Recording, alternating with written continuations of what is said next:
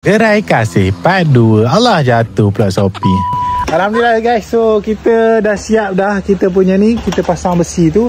So nak tengok macam mana kita buat. Let's go. Mula-mula sekali kita sambung pasang zinc kepada tempat yang terbuka yang belum dipasang. Mesti korang tertanya kan, kenapa kita pilih warna merah? Sebabnya ini paling murah. Warna merah dengan warna biru. Kalau nak custom warna, kena atas pada RM3.70 ke atas sekaki. Walaupun tak sempurna, tapi cukup buat kami untuk mula berniaga. Ada video yang pertama, ada sahabat kita komen suruh buat tingkap. InsyaAllah ada rezeki, ada modal lebih, kita akan buat tingkap. Ini pun kita akan pakai canvas je dulu. Sebabnya canvas ni masih boleh dipakai. Kita ikat-ikat pada penghujung dia. Untuk penyangkut tingkap depan tu, kita plan guna besi Y ni, kita potong dan kita bengkokkan macam hook macam ni. Bengkokkan depan dan belakang tau. Terusnya kita tebuk lubang untuk masukkan besi hook tu atas dan bawah. Tiap tingkap ada 4 penyangkut besi. Jadinya ada satu masalah. Di tengah-tengah ini dia sangkut sebabnya gap rapat sangat. Tengoklah waktu hujan pun kami berbincang meeting. Alhamdulillah masalah tu dapat diselesaikan dengan kita buat hook panjang sikit. Apa yang saya perlu tambah dan perbaiki untuk gerai kasih ni? Cuba komen kat bawah. Okay guys, jumpa lagi for next video. Bye bye.